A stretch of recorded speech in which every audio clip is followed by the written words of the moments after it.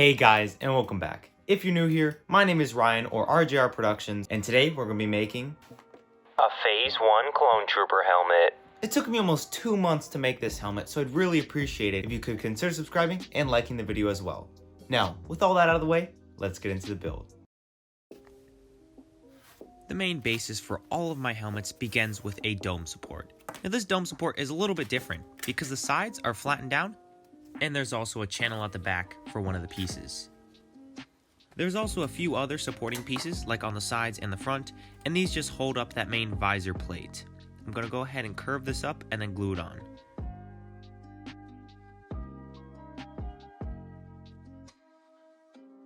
I also made sure to curve out those tiny little tusk pieces at the very bottom because you're going to want those to be very pliable and malleable. So when you attach the chin piece, you can kind of move it around and it's not just stuck in one solid place.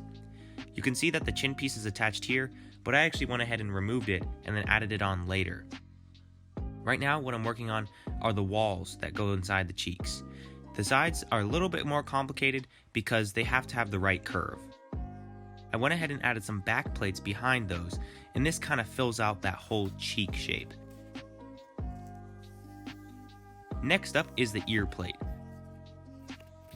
Now this is the base plate, and this piece wraps all the way around it.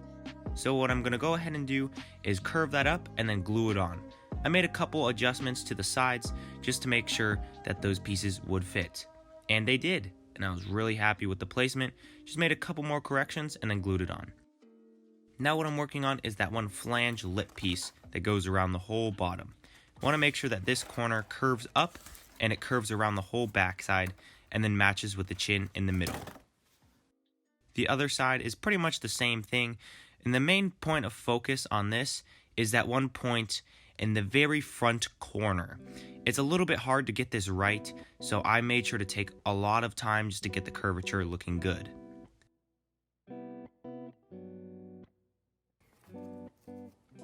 This piece is the main part for the back of the helmet. It's actually what fits in that one channel piece, as you can see right here. That's why there's a gap in that dome support.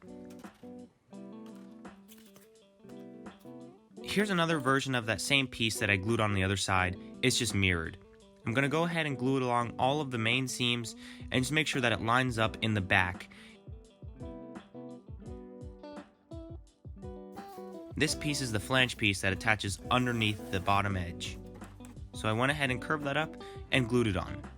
What I'm doing here is trimming the underside so it's able to fit much better. I'm just going to make sure that they both line up in the middle of the back, and if I have to, I'll either put in a piece of cardboard or remove cardboard. This is the final bottom piece that lies in the middle of both of those. It kind of just fits right here, and there would be another one on the opposite side as well. Make sure to take my time with this piece because this is going to be the main point of attention when you put it on and when you set it down, so you want to make sure that the whole helmet can lie flat. And also this part is very important to glue together. You don't want to leave this loose because it will ruin the structural integrity of your helmet.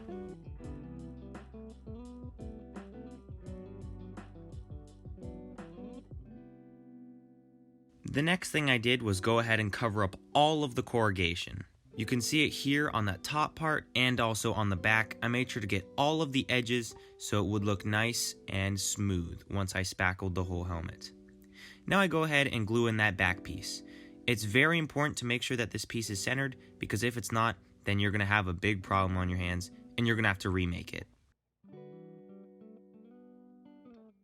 I also reinforced the seams on the inside edge just to make sure that they remain nice and strong for the whole helmet building process.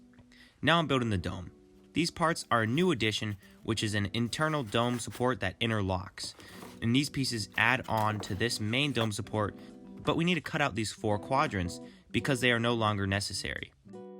They also allow for easy access when you're trying to build the dome from the inside. Now the next thing to do is to build the actual dome. So I have this piece of cardboard right here, which is 3 inches wide, and it has a couple marks in it.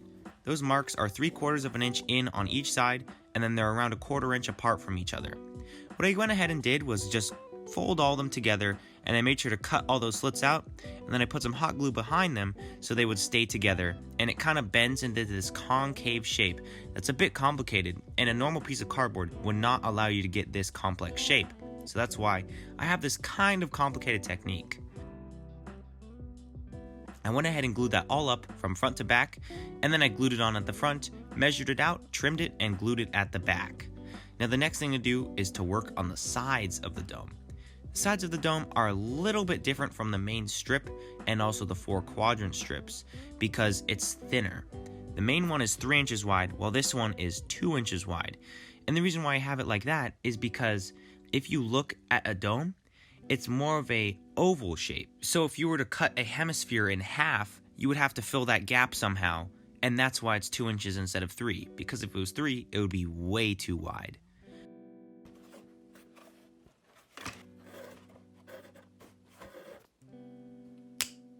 And now I'm going to work on the diagonal sections.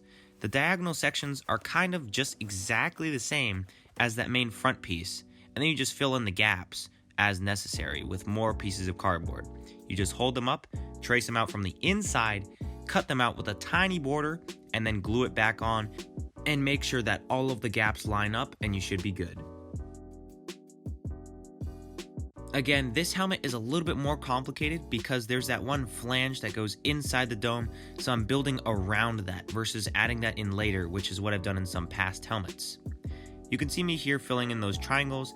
It's pretty simple, just curve a piece of cardboard, hold it up to the outside, and then you trace it from the inside, trim it, and then glue it on.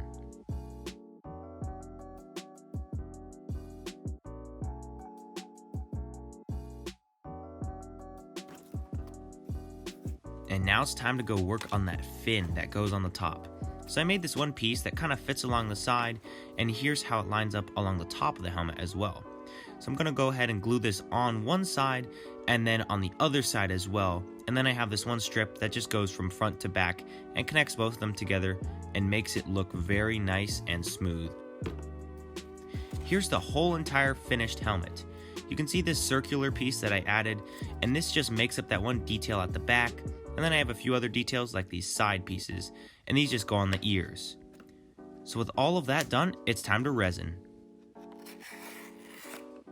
Here is my resin. This is some epoxy resin and the hardener, and when you mix them together and let it cure, it makes a very hard plastic shell. I'm going to go ahead and mix it with a popsicle stick. Now what some of you might not know is what the resin does is pretty much think of it as like a liquid, maybe maple syrup consistency, and you mix equal parts of A and B together, or the hardener and the epoxy, and then you mix it together for a few minutes, then you apply it over the entire helmet. I use a sponge brush. Just make sure it's something disposable, that you're alright if it gets ruined, because it will get ruined. And what it does is over a few hours, it cures from a soft liquid state to a very hard plastic state. And once I do 2 coats on the outside, I need to get into the inside, but the supports are still in there. So I add a piece of tape at the front just to keep the proper width in check, and then I just rip it out. It's not really that important that you're careful here because the outside is already very rigid. Just make sure that you get everything out because now we're going to be resining the inside. I mix up more resin and apply it on the inside. Now the 2 bottles combined I got were around 32 ounces, and I think I used up around a quarter of both bottles, so maybe like 8 ounces total.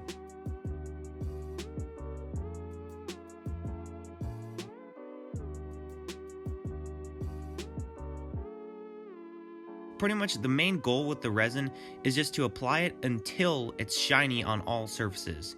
If there's still some dull spots, that means you need to reapply it there, but generally you can get it done in 2 coats on the inside and 2 coats on the outside.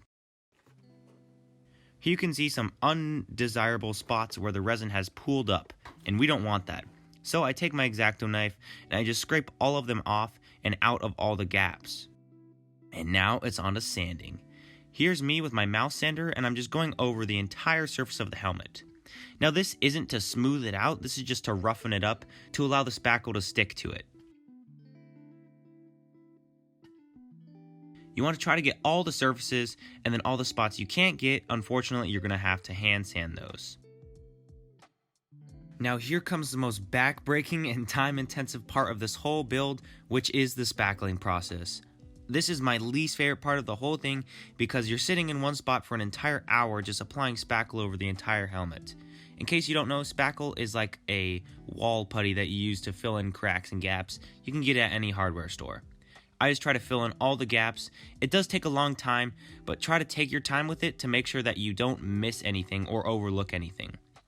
Now for the first pass of sanding, I just use a mouse sander again, and I'm just trying to smooth out all the spots. I know there are going to be some valleys and high peaks, but I try to get rid of those high peaks so the valleys are exposed, if that makes any sense. I go along the whole thing with the mouse sander, and for the parts I can't reach, I just hand sand them.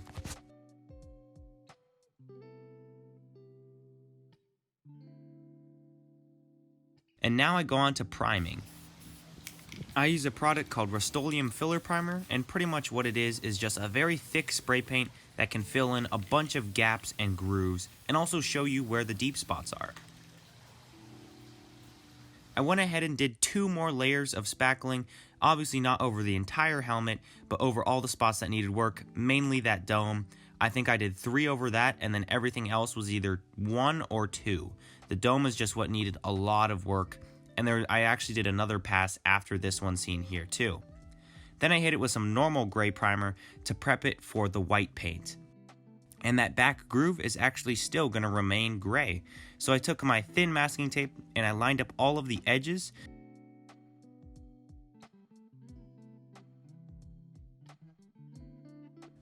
Then I blocked in the thicker parts with just some normal blue masking tape.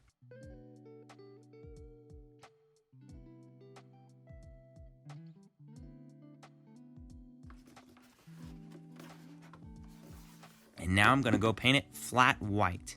Again, all of the paints I'm using are Rust-Oleum. They're pretty cheap and you can find them at almost any hardware store. And now comes the best part, taking off the tape. This is just like Christmas morning and I love it every single time. It's very rewarding, and if you haven't tried it before, I guarantee you'll definitely love it when you do. So now what I need to do is paint those 4 little black stripes along the sides.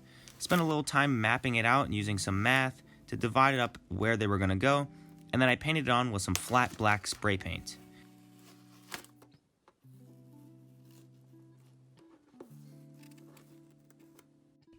And now comes my favorite part of the whole build process, weathering. This is incredibly fun to do because it gives you a lot of freedom with how you want your helmet to look. Personally, I tried to model mine off of the early Season 1 and Clone Wars movies variants, where the cheeks were very, very dark and dirty, and there were a lot of dust and dirt built up in all the gaps, and overall it was just a very dirty helmet, even though it's just a plain Phase 1 Trooper. Unfortunately, one of the cheeks was a little bit too dark compared to the other one, but I just tried to bypass that look, and I think when I'm not paying attention too close to it, it looks amazing. Also, with your weathering, try to get a couple scratches and grooves in it as well. And now the lens. Now the lens is pretty much just a piece of plastic. I actually used one of those medical face shields, and I applied some window tint to it with a little bit of soapy water and a squeegee. And then I went ahead and glued that inside of the helmet. Now gluing it inside of the helmet took a little bit too long to do, I must admit, but it did end up looking very good. I just had to manipulate it into the right spots. And ultimately, it turned out fine.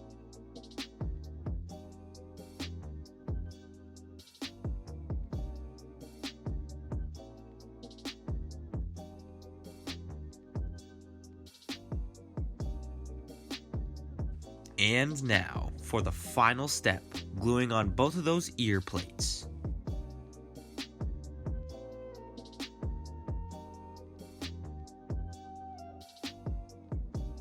Now that this earpiece is attached, well, that's it. That's the finished helmet.